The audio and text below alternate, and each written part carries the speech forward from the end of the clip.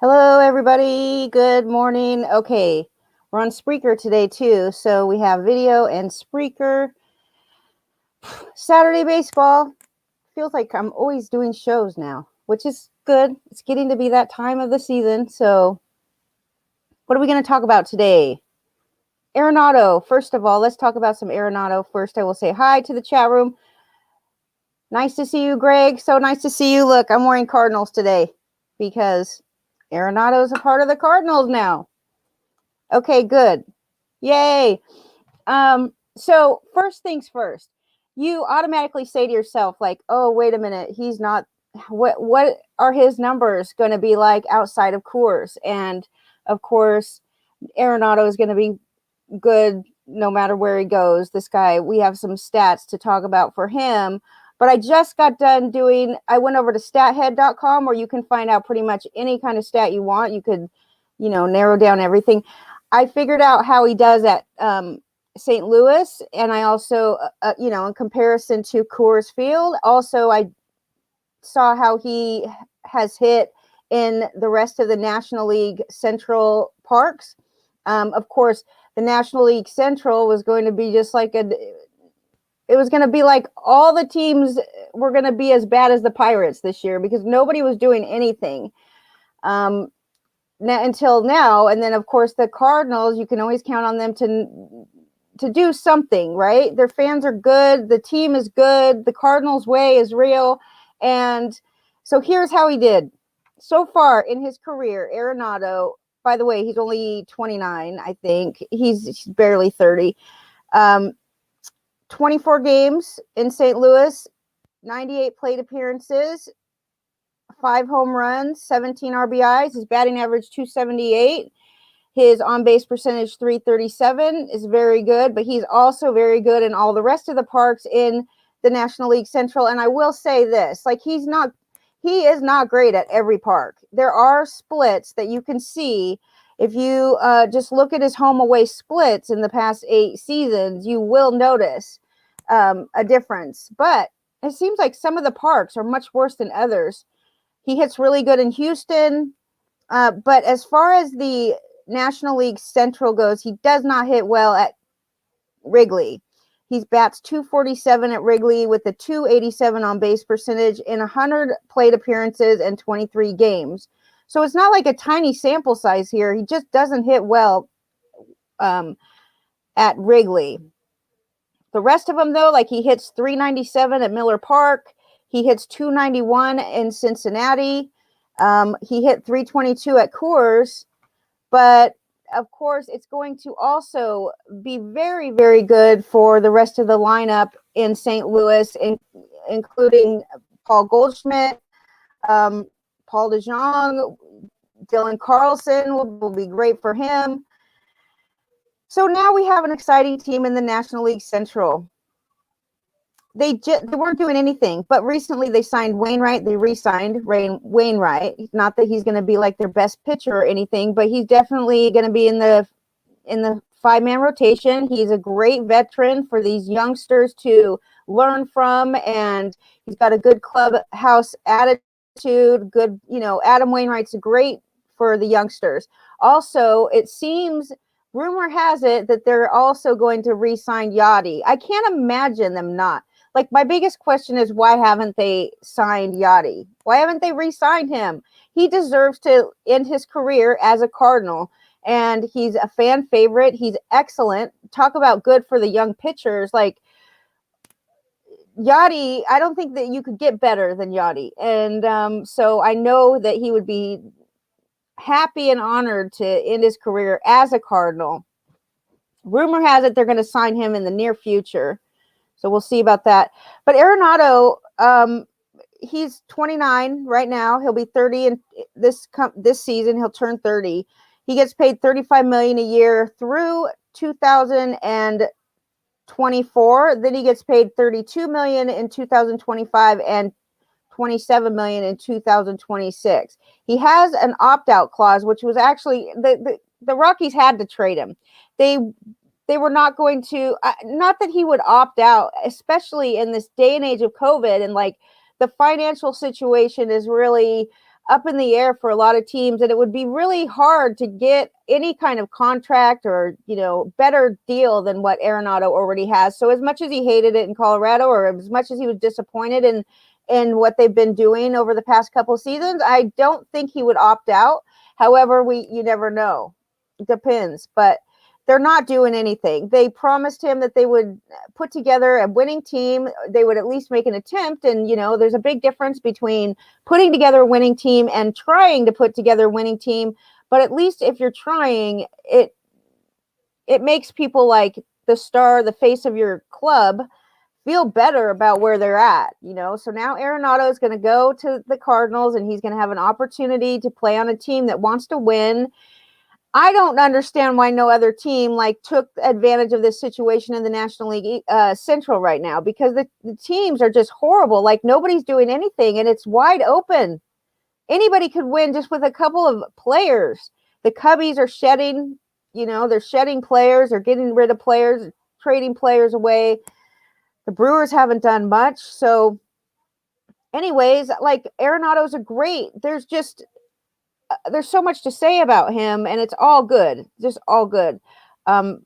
Since he debuted in 2013, he hits 293 overall with a 349 on base percentage, 235 home runs in 5,558 plate appearances. He's got 120 defensive runs saved. Talk about a defensive guy. Arenado's the best defensive third baseman by far in baseball. He could play shortstop and probably still get Gold Glove at shortstop if he had to. I mean, he's just an excellent, excellent defensive player. He's got a 56.4 UZR at third, and he's the only infielder in MLB history who has started his career with 8 straight Gold Gloves. Actually, there's only one other player in MLB history that's done it. He's not an infielder, though, So let's start off the day with some trivia. This is my Happy Hour Social Club mug that they sent us. So I will advertise for this show since it's here on our network. And it comes on Wednesday night at 7 p.m. and Thursday nights at 8 p.m. King Hap and Taco. Okay.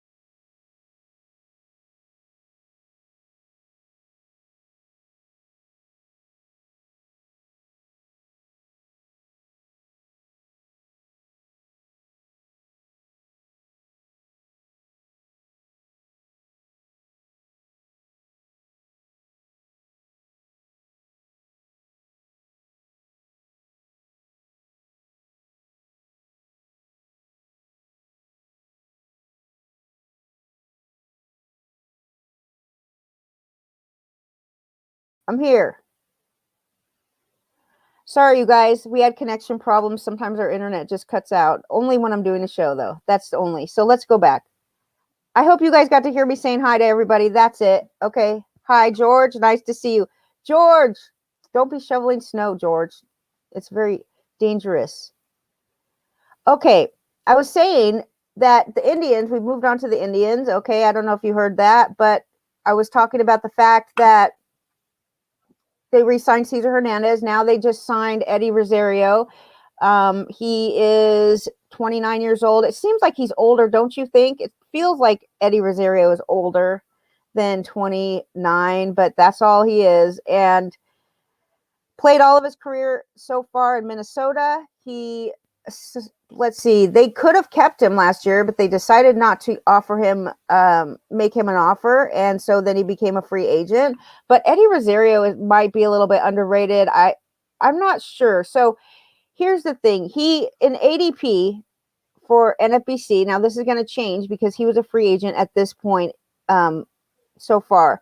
But even if you take from January 1st to current, which is what I use when I do the ADPs, Eddie Rosario is going 116th overall. The earliest is 70th overall. The latest is 168. To me, that's going to go up. The numbers are going to go down. So he's going to get drafted earlier now that he's a part of Cleveland. See, he's good. He was on pace to hit 35 home runs last year. The year before that, in 2019, he hit 32 home runs. He gets 100 RBIs. This is in Minnesota, of course. But I did check out to see how Eddie Rosario hits at Cleveland at Progressive Field. In 177, because he's stayed in the same division. 177 plate appearances in Cleveland, 170 at bats. He batted .353. That's great. And with an on-base percentage of .379. So, of course, his batting average on balls in play is extremely elevated at Cleveland. It's .412, which is very weird because you look at it Miller Park and it's .244. I mean, I just happened to glance over, so this is not. But at Minnesota, he batted .289 with a batting average on balls in play of .307. He's going to be great. I think he's going to be good no matter where he goes. He played with the Twins from 2015 to 2020. He didn't hit lefties well last year, but that's not normal. He normally does hit lefties fine. He's a 3-time 20 home run hitter as a Twin, batting .277 over 2,830 plate appearances before they non-tendered him. He has 239 hits out of the zone. Okay, on pitches outside the zone, that is the most in Major League Baseball. So, yeah, he swings at pitches outside the zone. Does he hit them, though? That's the thing. He actually does make contact with these. And I was saying earlier before we got disconnected or before my internet went out, the Indians were doing nothing. They were doing absolutely nothing but shedding payroll. They had a payroll going into the season before they re-signed Cesar Hernandez, before they signed Eddie Rosario. They had a payroll of $40 million, and that's not even an exaggeration. It's really true. The Indians outfielders, they needed help. I mean, they were going to go into the season with the worst lineup I've seen in a long time. Their outfielders have hit 172 home runs since 2017. It's the fewest home runs for any set of outfielders in the major leagues. So just not good. They definitely needed a boost. The last Indians outfielder with at least 32 home runs in a season, guess who it was? More trivia. Going back to the other trivia, George is here now, so he'll probably help get these answers. George, Nolan Arenado won a Gold Glove in each of his first 8 seasons, okay, in baseball. He's the only infielder to ever do it. But there is one player that played in the outfield who did it for 10 years straight to start his career. Who was that? No, it's not Manny Ramirez, but thanks for guessing. I really appreciate it. More interaction, please. Unholy Toledo, you should guess. Malpal, guess. Matt Hooper, nice to see you. Bobby Kleinow, And Noah, you guys can guess too. All right. So then the next trivia question is the last Indians outfielder to hit 32 home runs in a season. Yes, it's Ichiro. It's Ichiro. You're right. It's Ichiro. Okay, the last Cleveland Indians player to hit 32 home runs in a season. Who was that? Moving on. So there's this article today, and not today, but it recently. I actually stumbled upon it on accident at the New York Post. Lenny and I do read the New York Post quite a bit. They have a great sports section for sure. And page 6 is always like fun to read. I'm sure you know too, George. Anyway, I come across this. I was actually looking up articles and people's reasoning for not voting Curt Schilling into the Hall of Fame. I want to know like what they have to say exactly. I want to know exactly why, not just like some random generalized he's racist or something like that. Like what did he do? Because I'm just not clear on it. So I'm looking around for the information on Curt Schilling, and one of the writers who votes, Ken Davidoff, he wrote this scathing article about Curt Schilling. And then, of course, when you're reading the articles at New York Post, the same author, it has a little box on the left side that says more from this author, and it shows the most recent articles from this author. And of course, here's the next one I see. Trevor Bauer's dark social media episode should disqualify him from the Mets. We're getting a little ahead of ourselves on the judgmental stuff, okay, people? Everybody likes to throw stones, but nobody's perfect. And to act like you are is a slippery slope. And Trevor Bauer, yes, I know that he can be abrasive and aggressive, but he's not like trying to wish harm on anybody. There's a girl that he got into an argument with on Twitter a while back, a college girl who said something snarky to him. And by the way, if you say something snarky to him, he's going to snark back at you. If you can't handle that, you probably shouldn't be snarky. I mean, hello, didn't your parents teach you that if you can't take the heat, get out of the kitchen? Don't dish it if you can't take it. Anyway, Trevor Bauer, what's he talking about? Trevor Bauer's dark social media episode. And so apparently, it was a couple years ago now, and this young girl said something to him. He said something back. He apologized for it because his followers harassed this girl. Twitter is like just basically just a cesspool of harassment anyways. People are not very nice on there. So this girl got harassed by Trevor Bauer's fans. Why is that Trevor Bauer's fault, though? He actually came out and said, he says, this is what he said. Let's see. I don't shy away from confrontation. I am often quick to defend myself, but I am by no means a bully, and I take great offense to my character being called in question. I understand what comes with having a following on social media, but I've never asked for, nor do I condone anyone making threats or lewd comments on my behalf. And he said, I've been made aware that some of the interactions related to a specific Twitter exchange may have had a negative impact. That was not my intention. I will wield the responsibility of my public platform more responsibly in the future. So that's what he said. Take it or leave it. This writer, he wants to say that he needs to go further than that. He writes, even before he lands this upcoming contract, he can afford to hire somebody to comb through his Twitter account and condemn and block anybody who attacks others in his name. This is the same guy that wanted to write a scathing article about Curt Schilling and his absolute horrible behavior. There's certain things that I did find out about the Curt Schilling thing, but we're going to talk about that in a minute because I have a whole segment on just the Hall of Fame and what's going on with that. We did talk back last week. We talked about the Hall of Fame, and it just seems so crazy, this character clause, because it's basically like up to these writers and like who granted them the authority to decide who has quality character or not. There's guys in the Hall of Fame that, anyway, we're going to go back. We're going to definitely spend some time on that. So let's talk about Bauer. These guys at the New York Post are just dogging on Bauer, saying that he shouldn't be able to sign with the Mets. They shouldn't want a guy like this. The last thing they need is more bad publicity because of their manager texting lewd photographs to some girl. 5 years ago, by the way, 5 years ago, like, this guy is 5 years ago is the difference between 20 and 25. It's the difference between 25 and 30. It's the difference between maybe it's the difference between totally immature and a little more grown up, right? Because like every guy has probably done something stupid like that. And I'm not saying that it's right.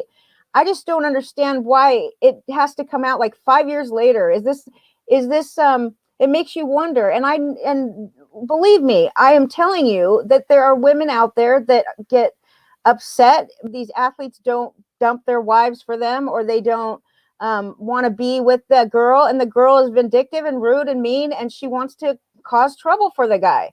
It happens.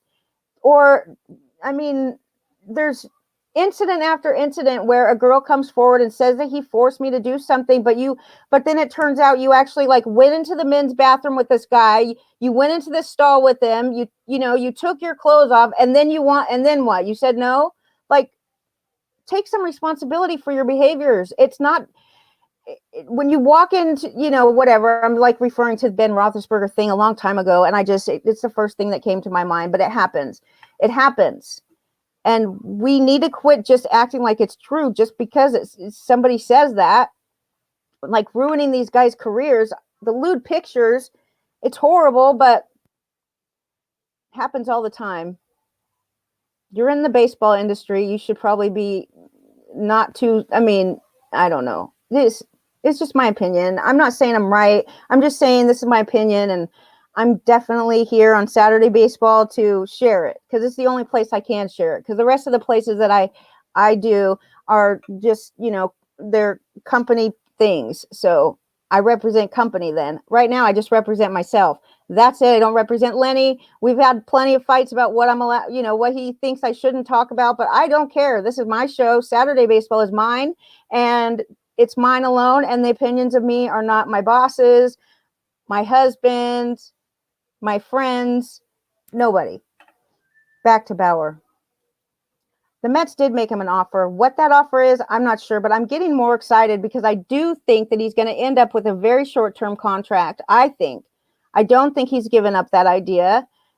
His agent, Rachel Luba, does say that they're going to listen to any offer, and I wouldn't blame them, especially with the uncertainty in baseball these days. And I wouldn't have the balls to sign for one season if some team was going to give me like 5 years at $30 million a year, but he has enough confidence in his own pitching to see. Now, today I was listening to the Athletic podcast. Saris was talking about just basically stating it like it's fact. I assume that it is. He said Trevor Bauer was definitely using the sticky stuff, and he's not going to stop using it. Just like that. It was just so matter of fact. And I don't think I don't know, but Saris was sounding like it was admitted to or something. But if Bauer says, I've been trying to up my spin rate for the past 8 seasons, and nothing will up the spin rate except for sticky substances. Everybody's using it.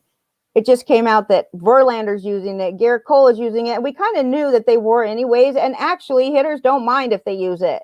Hitters are like, please use it, in the cold especially, because the ball will slip out of your hands and hit me in the head. That's no bueno. So just go ahead, put your sticky substances on, and let's go.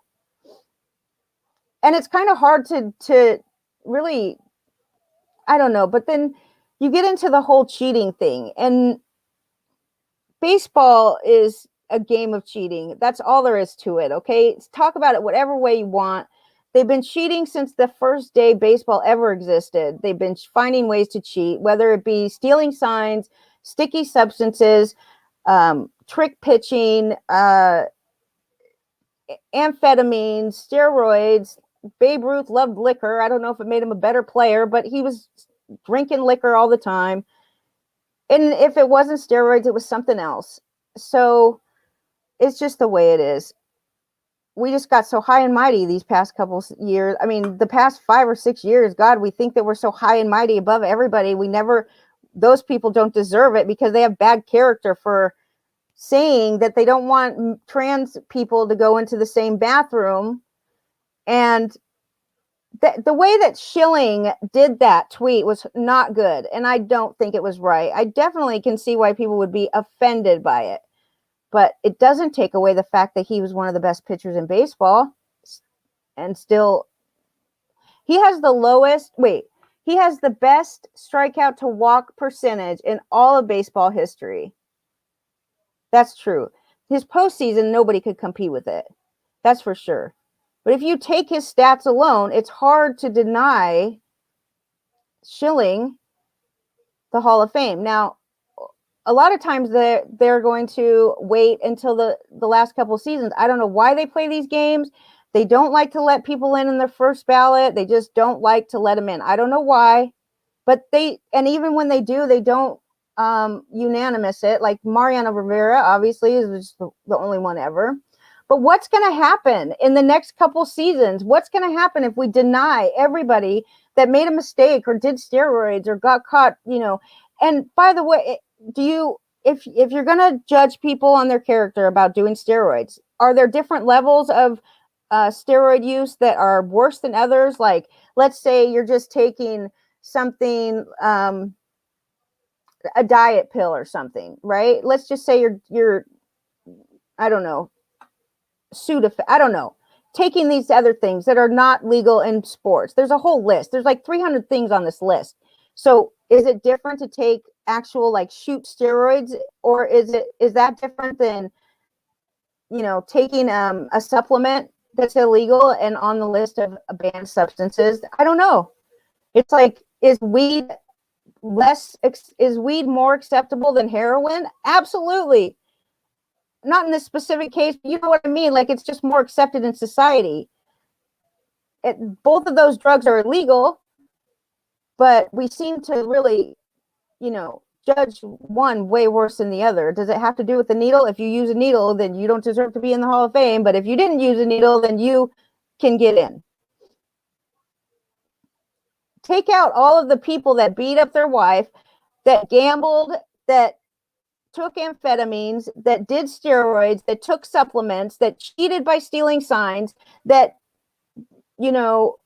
whatever the cheating may be, it's rampant. It's been rampant. In fact, we'll get back to the baseball stuff in a second, but let's just finish up on this Hall of Fame discussion, because we're already halfway into it, at least, maybe more.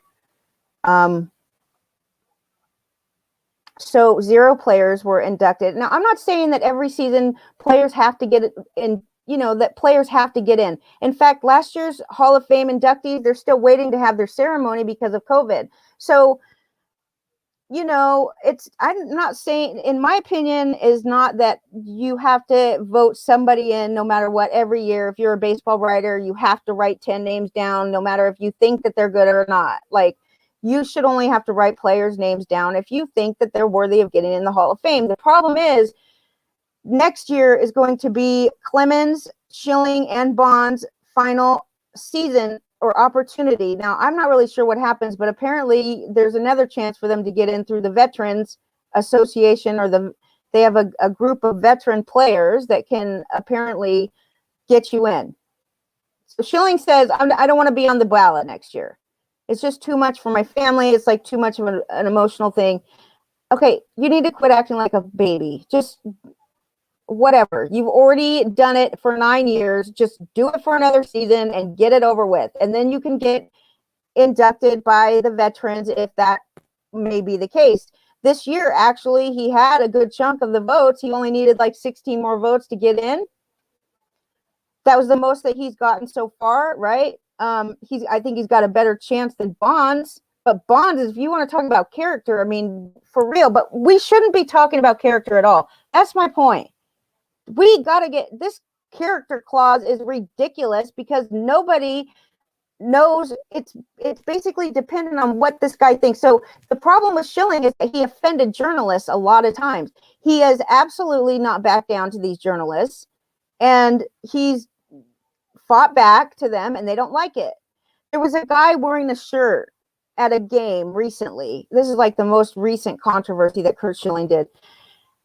Not even, I don't know when it was. He took a picture of this guy at a game wearing a shirt that on the back it said rope,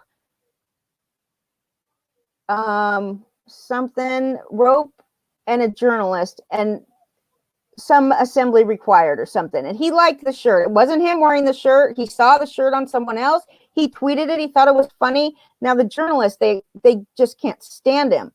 They have such hatred towards him. And you ask yourself, God, what did he do? Was he just like a horrible guy? Did he beat his kids or like leave his wife? Which, by the way, from what I hear, like over half the players cheat on their wives. If you're marrying a baseball player or an athlete in general, you know what you're getting into. You know, like there's faithful guys, but it's not the majority. In fact, they were saying today on the Athletic podcast that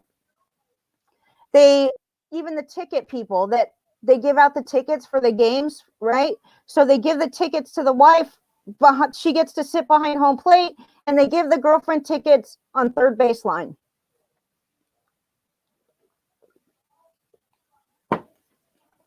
So, you know, it's just that when somebody else is judging your character, it's really easy to throw stones, and none of these people are perfect. And maybe if you're so hateful towards somebody and they never did anything to you, you should look in the mirror and ask yourself, why do you have so much hate for somebody you don't even know? Just because they think different than you? Just because, Curt Schilling has talked bad about Muslims. Okay. He's talked bad about, he doesn't like Muslims. Muslims hate Americans. That's just a well-known fact for the most part. Most Muslim countries don't like us. I don't think it's right. I definitely wouldn't say that on Twitter. I definitely wouldn't. But one time my mom said that my mom got me in some deep trouble on Twitter. I literally almost lost my job over it. And all she said was she loves capitalism, and like she was offensive to people, and I didn't really see why people were so offended by it, but they were. And my biggest mistake was to engage with these people. But anyway, moving on, I learned a lesson from that. You just can't engage with people that are so angry. Schilling, strikeout to walk ratio, best of any starting pitcher in the history of Major League Baseball. He's 11-2 in the postseason, 4-0 in elimination games. You know the bloody sock. That's awesome. One other thing that they brought up on the Athletic podcast was that, like, if you're going to, oh no, maybe this was CBS. I was listening to a lot of podcasts. CBS Fantasy. They said if you're going to take the character clause in, right, if you're going to say that so-and-so shouldn't be in the Hall of Fame because of their bad character, then you should also give credit for good character. You should give credit for players that just maybe aren't the best player, but they're, excellent addition in the city, in the community that they live in, or they are faithful to their wife, or like, that they do positive things for the team. And that's the problem, though. The Baseball Hall of Fame should not be based on character. It should be based on stats. If you were a great baseball player, the stats speak for themselves. And then you don't run into the problem of, oh, well, I think he's got bad character. I don't think he's got bad character. He doesn't like journalists. So, of course, the writers are the ones getting you in. So, advice to the young baseball players, don't be rude to the writers, because they won't. No matter what you do, you might have trouble getting in the Hall of Fame. It says, this is what it says as the official rules, okay? It says voting shall be based upon the player's record, playing ability, integrity, sportsmanship, character, and contributions to the team. Sportsmanship. Like, how do the writers judge somebody on sportsmanship? They're not in the clubhouse all the time. They're not in, they don't, the beat writers do travel with the teams, but all these writers, most of them don't even work in baseball anymore, and they're still judging these people on sportsmanship and integrity. Like, what? How do you find out about a person's sportsmanship other than the media, if you're not actually right there to see it firsthand? Like, how is that possible? You can't rely on the media to tell you about somebody's character, their sportsmanship, their their snarky remarks on Twitter. Come on, people. So let's talk about some of these people that would have to be taken out of the Baseball Hall of Fame should we decide character and actually attribute that character clause to across the board, right? Because Ty Cobb is the first example that comes to mind, who is a completely violent, beat up a handicapped guy one day, beat him up in the stands. The guy had no, I don't know. He had a printing accident. He lost like 8 fingers, whatever. He was handicapped. He attacked a groundskeeper for attempting to shake his hand one time. Babe Ruth came to work all the time drunk. He would sleep with all the women that he could find, even though he was married, and nobody, whether they approved of it or not, they didn't do anything or say anything about it. Willie Stargell, he not only took amphetamines, but he dispensed them to his teammates. So he was like the amphetamine dealer of the team. He's an excellent baseball player who will be remembered for his great stats, his great, performance. The Mitchell report came out in 1973. They said the degree of improper drug use, primarily amphetamines at that time, and anabolic steroids, can only be described as alarming. Managers, Sammy Sosa. Sammy Sosa was corking the bat. When that happened and he got caught corking in his bat, Cubs general manager Andy MacPhail said, "There is a culture of deception in this game. It's been in this game for 100 years. I do not look at this in terms of ethics. It's the culture of the game." Rogers Hornsby, the amazing second baseman for the Cardinals, batted over 400 3 times in his career. He says, quote, "I've been in pro baseball since 1914, and I've cheated or watched someone on my team cheat in practically every single game. You have to cheat," he says. Pitcher Gaylord Perry wrote in his autobiography before he was elected into the Hall of Fame, "I'd always have it." He's talking about grease, sticky substance. He says, "I'd always have it in at least 2 places in case the umpires would ask me to wipe one off. I never wanted to be caught out there with anything, though. Without anything, it wouldn't be professional." Yankees great Whitey Ford admitted to his cheating. He said, "I didn't begin cheating until late in my career when I needed something to help me survive. I didn't cheat when I won 25 games in 1961. I don't want anybody to get any ideas and take my Cy Young Award away. And I didn't cheat in 1963 when I won 24 games. Well, maybe a little." Hank Greenberg, one of the premier power hitters of his day, he discussed how stealing of signs helped him. He says, "I loved it. I was the greatest hitter in the world when I knew what kind of pitch was coming." Theo DeRocher, "Win any way you can, as long as you can get away with it." Earl Weaver reportedly told a pitcher, "If you know how to cheat, start now."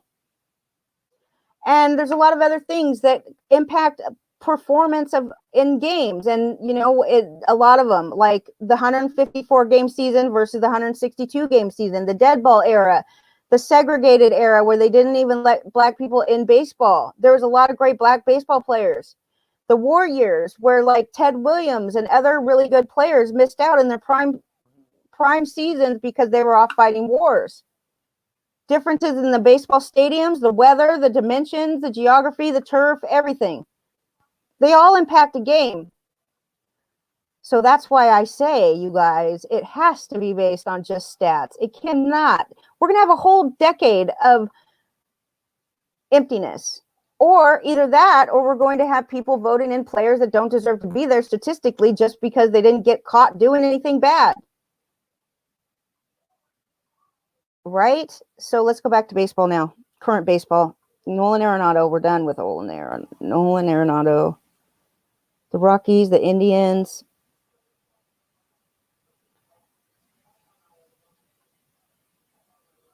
Eddie Rosario has at least 589 plate appearances every year since 2017. That's like 4 years straight. Bats in the middle of the order. 83% contact rate. You got to love that. It's one of the best ways to decide if a player is good hitter. The 83% contact rate is above and beyond the normal. Oh, goodness. Schilling not being in the Hall of Fame has nothing to do with cheating. No, you're right. It doesn't have anything to do with cheating. It has to do with bad character, which is absurd in my opinion. You don't have bad character just because you disagree with somebody. And you don't have, I just don't think you have bad character because, I mean, I'm a fan of Bauer. So look, I have my own opinion. It's not the mainstream opinion, but it doesn't, I just think it's crazy. The world we live in today is absolutely crazy. It is judgmental when you shouldn't be judgmental because you're not perfect either. And it's very hateful, angry. It needs to, something's got to stop, dude. So I will do my part to be nice to everybody. Okay, I will do my part. I promise I will do my part to be nice to people and not judge them. Schilling is not getting in not because of his stats, but because of his attitude, which has nothing to do with baseball.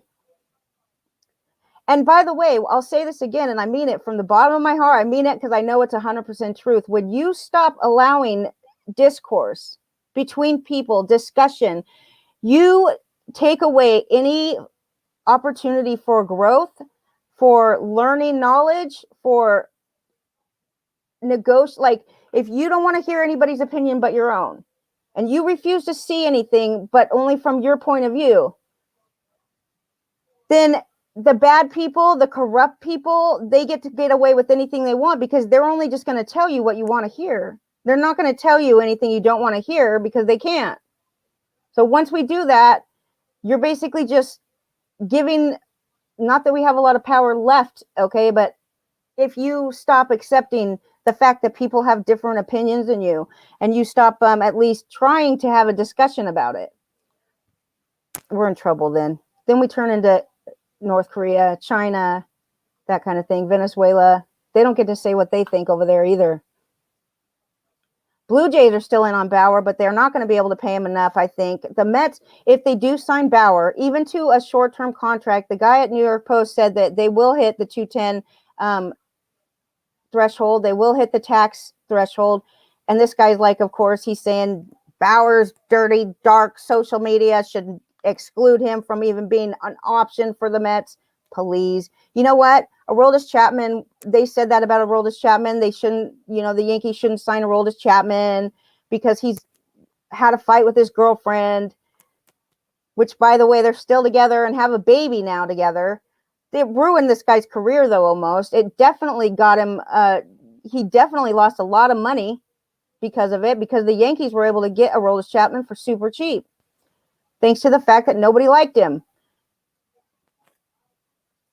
All because of a fight that he got into with his girlfriend, which we've all had. We've all had fights with our girlfriend. All of us. I don't have a girlfriend, but we've all had fights with our significant other that the cops were called, perhaps.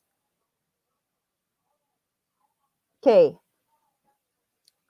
Bauer is, look, I won't own a lot of shares of Bauer. That's the truth. I am the biggest fan of Bauer that you will ever find, but I will not have a lot of shares of him because of the fact that I don't like to draft pitchers that high, and I don't trust him to do it for a full season. And it's not that he doesn't have the stuff, because he does, and he has the work ethic. And I do believe that he's not even going to consider going to a team unless they consider pitching him every fourth day. Consider. Like he says, it's very important to him to have that discussion, at least be open-minded about it, right? So if a team says, there's no way we're going to pitch you every fourth day, but this is the perfect time for him to take advantage of the situation, which is the fact that pitchers did not pitch a lot of innings last year. They're not going to be expected to hit 200 innings. Lots of youngsters coming up. They don't want them to have too many innings. So pitching Bauer every fourth day could give breaks to pitchers that maybe need it, that maybe like have shown in the past, or that they're getting older. They aren't as sturdy as they used to be. But every team should be on the lookout at least for one or two workhorses that we know, like Dallas Keuchel. Like he's he's perfect because he pitches a lot of innings. He's not flashy and this and that. But I was doing So I want to talk about Dinelson Lamet now because San Diego Padres obviously doing some great things, adding pitchers, adding strikeout pitchers too. Look at the pitchers that they've added. They're just strikeout monsters. With Dinelson Lamet, AJ Preller was talking about Dinelson Lamet, giving an update on how he's doing. I'm very terrified of this guy going into this season. I had him on one team last year, and he nearly won me the league. I wasn't going to own him at all, but I couldn't let him go for $10. That's the truth. And he was excellent. So, but he's been in, I think he's in Dominican. He's in the Dominican. AJ Preller said he saw him a couple weeks ago. So hopefully he's still progressing fine. But to make a long story short with Dinelson Lamet, and then we'll go into some details about the treatment that he's been doing. Preller says he'll be ready to go at spring training, full speed ahead, and there shouldn't be any holding back. That's great because the end of the season, extremely scary, sketchy, like came out of the game and that was the end of his season. And we don't really know. The thing about Dinelson Lamet is that he has not pitched a full season yet in his career. He's still somewhat young, not early 20s, but he's sketchy when it comes to injuries. He's just recovered from Tommy John surgery recently, and it's scary because whatever his injury is, I don't think it's specific, but we do know that he underwent platelet-rich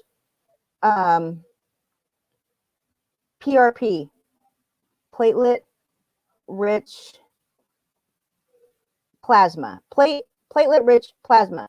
What it is that they take the plasma out of your blood, they put it back into where your injury is, and it helps you recover. It's like stem cells. It's really it's being used a lot actually instead of Tommy John surgery. So it could be anything from a strain on your elbow to a partial tear. Like there's one example that I will say that has proved me wrong over and over, and now he's gone. He's pitching back. Okay, he's not pitching here anymore. I think he's back. He's pitching in, I don't know. Did he go to Japan or Korea? Anyway, it's Tanaka. I was like, we knew that he had a partial tear in his ulnar collateral ligament, UCL. And there had never been a pitcher that we knew of that had a partial tear that didn't end up in Tommy John surgery at some point in his career. So it's like putting a Band-Aid on it and just waiting for it to happen. It could happen at any pitch, any day, any given day, anytime. That's why I never had any shares of Tanaka ever. But he did. Look, he proved me wrong. So he's the first pitcher that I know of that had a partial tear in that UCL and did not end up with Tommy John. Now, there's other players and pitchers and hitters too that are deciding to go for this platelet-rich plasma therapy instead of Tommy John. Sometimes it works, sometimes it doesn't work, but this partial tear cannot heal itself. That's the thing. It doesn't heal itself. But I learned today that you can actually pitch without a UCL. You don't even need it. R.A. Dickey did not have one. At birth, he was born without one. And isn't that interesting that R.A. Dickey, hold on. Met right-hander R.A. Dickey won the 2012 Cy Young Award with a 20-6 mark and 230 strikeouts. He did this by perfecting his knuckleball and not having a UCL in his pitching arm. Dickey was born without a UCL in his elbow joint. This missing UCL was discovered accidentally by Texas Ranger team doctors from a Team USA photo. It is possible to pitch without a UCL, but guess what you get with the UCL? It's velocity. It makes sense, right? That's why the guys that pitch really high velocity, they tend to end up in Tommy John. It's just a matter of time. Anyway, Zach Greinke. Okay, so here's some other players that have had this platelet-rich plasma therapy. It's become kind of popular. They're definitely using it more than they used to. It's Zach Greinke in 2013 and Chris Sale in 2014 and also Chris Sale again in 2019, right? So now he did have Tommy John surgery. Shohei Ohtani had the injections right before he signed with the Angels. And I remember talking about this extensively about Shohei Ohtani. You can't sign somebody. You can't draft this guy knowing that he's got a partial tear in his elbow. How did the Angels sign this guy, right? And he did end up, Ohtani has pitched 50 innings in his entire MLB career. 53 and a third innings over 3 years. He had Tommy John. He had elbow issues. They limited him to 10 starts in 2018 when he made his debut, which he was an excellent pitcher when he did pitch. He didn't pitch at all in 2019.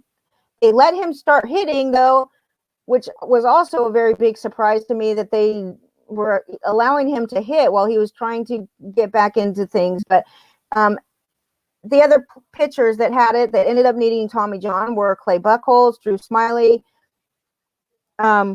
So for partial tears, they say that it's pretty promising. Platelet-rich plasma has been shown to be effective in treating partial ulnar collateral ligament tears of the elbow. They also say that 88% of athletes returning from this treatment, they return to previous levels of play without complications, and an average return to play of 12 weeks. Lamet is on his way back. Do you worry the fact that he maybe, like, we don't know if he has a tear, if he has a strain, if he has a pull. I don't know. Maybe Maltau does. He's good. He's good at there's Ari Dickey. Can roids help prevent a UCL tear? They can't help prevent it, but they can definitely heal it. They help you heal. That's what steroids are for. They help you heal. They do the same thing as stem cells, really, but they can't. I don't think they can prevent it. The problem with Lamet is that he just had Tommy John surgery. Is he going to end up like Jameson Taillon, back in surgery again, and for the second Tommy John? Like, Taillon's been through so much. I love Taillon. I hope that I can actually get him on my team again this year, but again, I'm not going to like go crazy on him, because you just never know. Between him and Kluber, they pitched like 1 inning in the past couple seasons, so we'll see what happens. I am very, very weary of Lamet. I think that the fact that they kept getting pitchers after, Lamet was getting this therapy, that they're a little bit hesitant to believe too that he's going to be solid, but they want to compete. The San Diego Padres are going to compete this year, whatever they have to do. So, okay, let's talk about this. Cubbies. Let's talk about the Cubbies, Unholy Toledo, for a minute. Jock Peterson signed with the Cubbies. They've been a team looking like they're about ready to rebuild, which I think they are about ready to rebuild, because every time Theo comes and wins the World Series, then he leaves the team in total shambles, which he did with the Cubbies and the Red Sox. The Red Sox were worse off, I think, but I'm a Red Sox fan, so maybe I just took it more personal than the Cubbies. Anyway, he left them in, it's like overpriced players, not a lot of youngsters. Anyways, they signed Jock Peterson. What do we get with Jock Peterson? We know he's a lefty, can't hit lefties. He is a split, he's a platoon hitter, but definitely the power is there for sure. He signed 1 year, $7 million. He's got a 93 mile an hour average exit velocity. It ranked in the 96th percentile. So again, he hits the ball really hard. Although he's not hitting it he's not hitting as many fly balls as he used to. He's still only 28 years old. Like, he's going to be 29 this year too. Doesn't he seem older too? I feel like he's been around forever. Okay.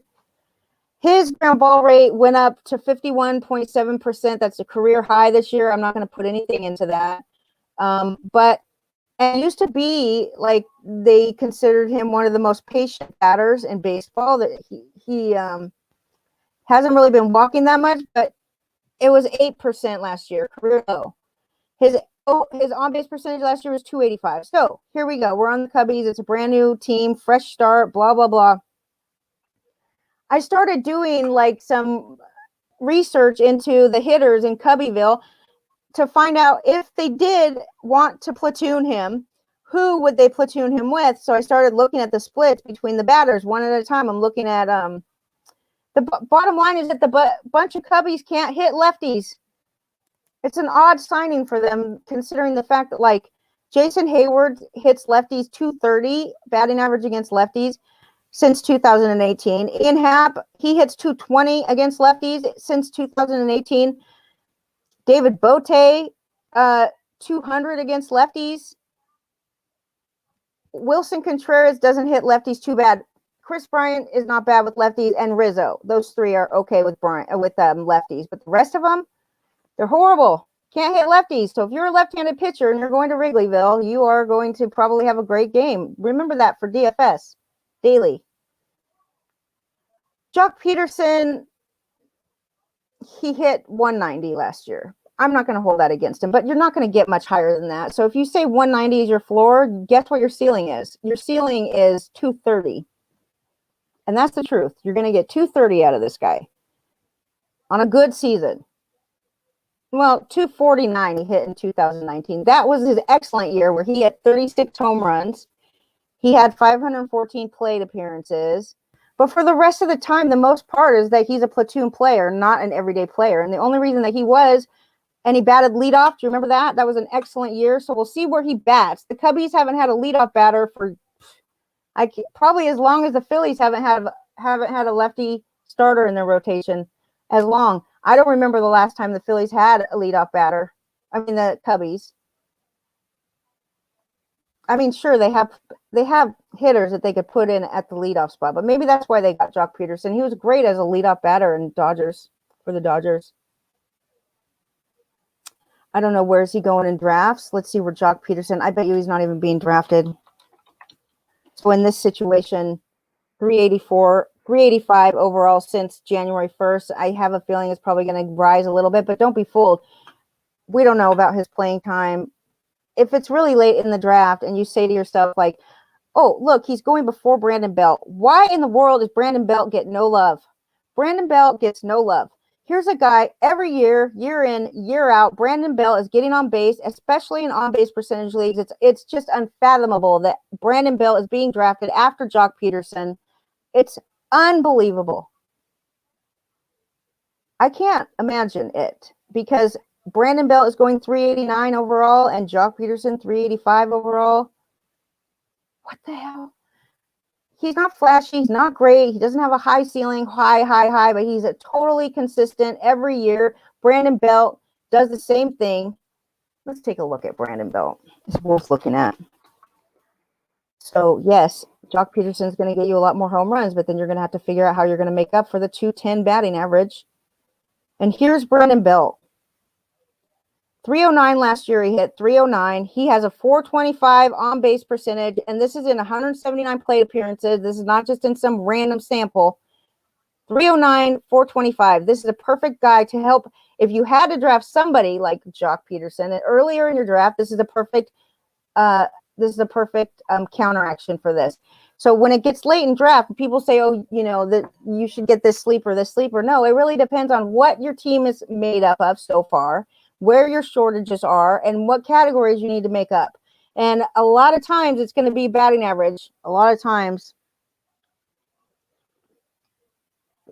Brandon Belt. Okay. On pace last year. If the game was 100, or if the season was 162 games, Brandon Belt would have hit 24 homers. He would have drove in 81 runs and scored 68 times over a full season. He's not even being drafted, okay, people? And like every year, he does the same thing every single season. For crying out loud. I don't get it. Let's see where he bats in the lineup. He bats right in the middle of the lineup, right in the middle. Did not hit lefties at all last year. He did not hit lefties good. I'll give him that. 115 against lefties last year. He's better than Jock Peterson against lefties. Okay, that's all I'm going to say. How old is he? 32. What's his contract say? Anyway, whatever it is, he's going to play all the time. Every day he plays. 5 years, $72 million. This is his last season. So if you agree with Irwin's willing, you will definitely pay attention to who's on their contract here. Next year, Brandon Belt's a free agent. So does that help him or hurt him? It depends. Sometimes it hurts. But If you look at his numbers at RotoWire, they have these bars and it shows green or red. And so it's an easy, quick way to like just glance at something and say, oh, he's good at this or he's bad at this. Not one of his stats is red. They're all green, except for his strikeout rate is 20%. That's not a lot. That's really not a lot. He makes contact 75% of the time. Just whatever. I didn't mean this to turn into like some crazy, Brandon Belt commercial, but it's worth bringing up since I saw him on the ADP. And I mean, this is the type of guy that you want to have around just in case. So moving back, let's talk about the Cubbies, not the Cubbies. Kyle Hendricks is their best pitcher now. And I like Kyle Hendricks, but he cannot be relied. I mean, is he an ace?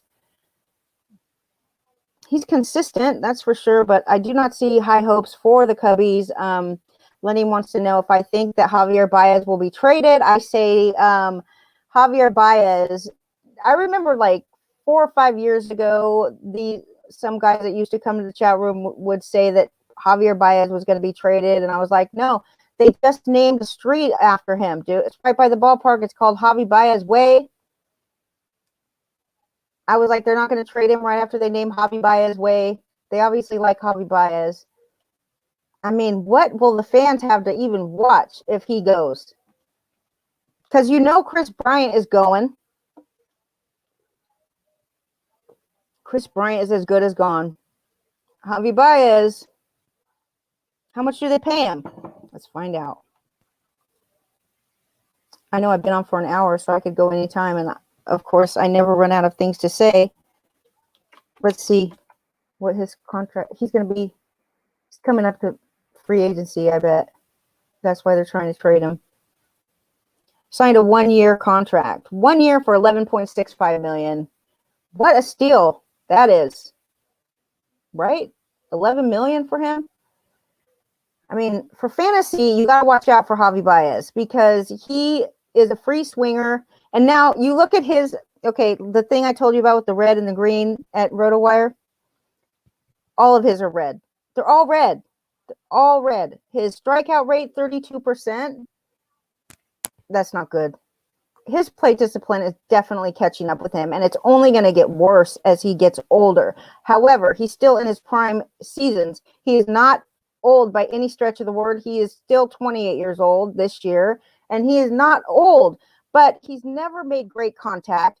And last year it was the lowest that we've seen it since 2014 when he first came into the major leagues. It was 66% contact rate. His strikes, horrible strikes. Horrible. He walks 3% of the time. If you didn't know his name and you just looked at stats, you would never draft this guy. You would never draft him. I drafted him for several years before I even knew how bad it was. His plate discipline. He's a free swinger. It's just not good. It's just not good. Especially with the depth at shortstop right now in baseball, it's going to be hard to trade him. It really is going to be hard to find. I mean, for that price, it's great. Maybe on a different team, he would do better. I don't know. Sometimes they do. Maybe he'll actually make the changes that he needs to. Some players just refuse to actually make the changes that would help them hit better. Javi Baez has not before this season. Now, maybe this offseason he's been doing stuff. I'm not really sure. I can't say whether or not. But I know that he hasn't really had to up till this past offseason because he's always made it work. I mean, this guy has been striking out almost 30% of the time forever, and he's been hitting 290, 281. Like, how is that possible? This guy strikes out all this and still gets a 280 batting average, but it only lasts for so long. The 30% strikeout rate will catch up to him, especially. What else? Let's check out the news. See if there's any news while I'm on. Let's see if we could do some breaking news. Didi Gregorius signing with the Phillies, going back to the Phillies. So the Phillies are interesting, and they just keep getting more and more interesting. And I will say, is Bauer a fit for the Phillies? Is Bauer a fit for them? I want to look up the Phillies payroll right now, and that's what I'm doing. MLB Phillies team payroll. Let's see what it is. We're going to have to. Okay, it says their payroll is what? Hold on a minute. Their payroll. Projected payroll is 179 million. The competitive balance tax threshold is 210 million. That and the 179 includes all of their minor league contracts, their benefits that they have to pay out to the players, their actual average annual payroll value that they're paying out in paychecks is 161 million. So that gives them extra room. Their retained salary, let's see who that is. I love looking at the retained salary. Retained salary, Odubel Herrera. Oh, Odubel. He's getting paid $10,350,000. Poor Odubel. He, man, was fun to watch too. He was just a fun player to watch. I wish he would come back. And Puig, I think Puig's going to sign somewhere because Rachel Luba is going to get him a job. That's right. Rachel Luba will get Puig a job. Let's see where Puig is going. I understand. Like, I know George in the chat room. I know George doesn't really like Puig that much. I know a lot of people don't really like Puig's antics very much. Zach Greinke hated Puig's antics. And other players too, you know. He's just crazy, but I just find him so fun. He's going 250th overall since January 1st. That's crazy. Sean Manaea, 239 overall, Sean Manaea. Who else we have? James Paxton has fallen to 256 overall. That's crazy. That's just crazy. I will definitely draft James Paxton in that spot. I will draft him. Okay. John Birdie, Manny Margot. Manny Margot. I don't know if Manny Margot is going to be any good. Malpal knows Manny Margot better than most of us. What about Nate Pearson, who is a Toronto pitcher who everybody loved last year, and now all of a sudden Nate Pearson is going 265th overall, 265. That's round, I would say that's round 24, 23, round 23 for Nate Pearson. Okay. That's crazy. There's some definite deals to be had. Carlos Santana, 278 overall. That's just ridiculous. Carlos Santana going to, that's just, how do you let him go that deep? How do you let him go that long? So like Taiwan Walker, 298 overall. He doesn't have a team yet, but he will have a team. Believe me, this is one of the benefits of drafting your teams early. If you're drafting right now, you have to take into consideration the free agents. They will have a team. Taiwan Walker pitched well enough last year to have a team. There's no doubt about it, okay? There's no doubt about it. He's getting signed. It's a matter of when he's going to get signed and where he's going to go, but he pitched pretty impressive last year. The guy spent most of his career injured, and he made it a very big point to say, I'm ready. Like, I'm ready to continue my career. I'm ready to get it on. You know, like he works out all the time. He really did a good job working hard to come back from his injuries. He was super excited last year to come back, and he did good. Pitched for both Seattle and Toronto fairly well. Pretty well, like above average. What about Tommy LaStella? He signed San Francisco. Tommy LaStella, like leadoff batter. You know, he joins over my friend Wilmer Flores, Brandon Belt. These guys, not flashy guys at all. Okay, so let's talk about Philly. We're going to talk. I want to know what you guys think about Philly. They're making moves. They are definitely, as soon as the rumor came out that they would have traded Zach Wheeler, they were like, hell no, we're not trading Zach Wheeler. We wouldn't trade Zach Wheeler for Babe Ruth if he were around, which is kind of exaggeration, okay? But I think they were just, the owner was like he doesn't want to be known as the guy that's rebuilding right now. He was not pleased about that rumor, and they did just invest in Bryce Harper. They have to build around Bryce Harper, or it's just all worthless. I mean, the Cleveland Indians payroll is Bryce Harper's 1 year salary, basically. It was until they signed the two that they signed. So add one pitcher to Phillies. My immediate thing that I think of, you guys, if I think, is Bauer a good fit for Philly? I immediately think of Vince Velasquez. I really think that Vince Velasquez, first of all, I don't know why they signed him. I really have no clue why they signed him. They're paying him a decent amount of money, way more than he's been worth to them. But I think Bauer could really help out Velasquez. And if you've noticed, whether you like Bauer or not, you have to admit that the people around him, the pitchers around him, are better when he's there because he helps them out. He shows them what maybe I don't know. I'm not saying that he's like pitching coach, but it's just I think he'll end up being a manager someday, a pitching coach. I do. Any of these pitchers that are willing to or want to learn, they approach him and say, "What can you tell me about my delivery or whatever?" He will tell them, and they can work on it. And it just seems like they're better pitchers. Clevenger is a better pitcher because of Bauer. Shane Bieber was a better pitcher because of Bauer.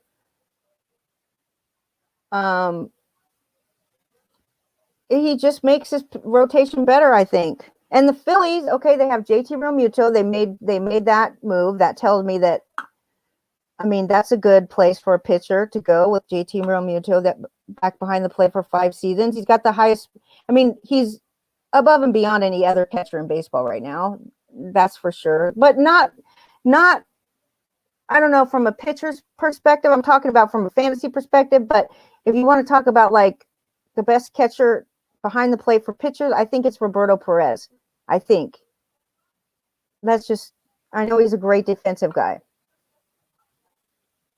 So they acquired Archie Bradley.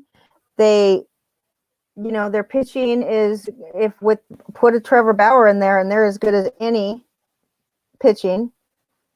And it's like one of those things where, if you don't get Bauer, then some other team in your division is going to get Bauer. That's what the Mets are facing right now, and the Phillies, all of those in the American or the National League East. Trevor Bauer could make a huge difference in that division. That's what I feel. I really hope he signed. I think I would be so happy if I saw him get paid $35 million for 1 season. That's it. That's what I will be happy with that. And I don't think he's given up on it. I hope not, because I think that maybe for $38 million, but that's going to put the Mets over the tax limit. That's a big deal because you not only have to pay the $35 million, but you also have to pay all of the money that they charge you, which is an ungodly amount, especially if you have gone over any number of years before that. I don't think the Mets have. But anyways, I'm good. I'm done. And everybody have a great weekend.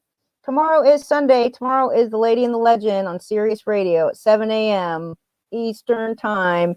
Freaking middle of the night on the West Coast. Maybe if you get drunk and you come home in the middle of the night, you can listen to our show because it's 4 a.m. for the West Coast, but it's going to replay. Okay. Every week they're going to replay it at least once on Sundays, and then you'll be able to find it on demand. We have our own page now there. So that's exciting. And then George will be on tomorrow night at 6:30. We always love George's show. It's very fun. Come to the chat room. Then you have maybe Douglas, and on Monday night, Doug and Dan, and the rest of the week. Tuesday night, my interview show. Tuesday night, we're going to have Ariel Cohen. He wrote a set of projections. He actually beat me in Tout Wars last year to be the winner of Tout Wars. He was very good. So we'll talk about that. We'll talk about his projection system, and we'll talk about some tools that we use. I think that's a great question for guests. Like, what tools do you use? I say come up with 3 tools that you use for fantasy baseball to get ready, and make sure that at least one of them is a free tool, because there are free tools available to you. So that, and then that's Tuesday night at 7 p.m. We'll see you then. And don't forget, happy hour Wednesday, 7 p.m.